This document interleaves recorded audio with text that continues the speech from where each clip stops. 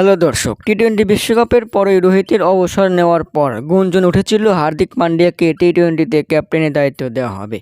কিন্তু হার্দিক পান্ডিয়া শেষমেশ হয়ে গেল ভিলেন। ভারতীয় মিডিয়ায় সামাজিক যোগাযোগ মাধ্যমে তোলপাড়ের পর টি-20 ফরম্যাটে ক্যাপ্টেনের দায়িত্ব দিলেন সূর্যকুমার যাদবকে। বেরিয়ে এলো হার্দিককে হটিয়ে সূর্যকুমার যাদবকে ক্যাপ্টেন দেওয়ার আসল কারণ। দর্শক, আগে থেকেই ঠিক করে রেখেছিলেন ভারতের হেড কোচ গৌতম গম্ভীর ও রাহুল দ্রাবিড়। রোহিত শর্মা অবসরে গেলেই সূর্যকুমার যাদবকে ক্যাপ্টেন দিবেন। সূর্যকে ক্যাপ্টেনের দাবি জানিয়ে বিসিসিআই প্রধান নির্বাচক অজিত আগারকারকে নিয়ে হেড কোচ গৌতম গম্ভীর ও রাহুল দ্রাবিড় আলোচনায় বসেন। সেখানে সিদ্ধান্ত নেয় হার্দিককে নয়, দলে ক্যাপ্টেন হবেন সূর্যকুমার যাদব। কারণ তরুণদের সঙ্গে সূর্যের সম্পর্ক দুর্দান্ত। সব দিক থেকে ভেবেচিন্তেই সূর্যকুমারকে দিয়েছে বিসিসিআই ক্যাপ্টেনের দায়িত্ব। দর্শক, আপনাদের মতামত কমেন্টের মাধ্যমে জানিয়ে দিন। ধন্যবাদ।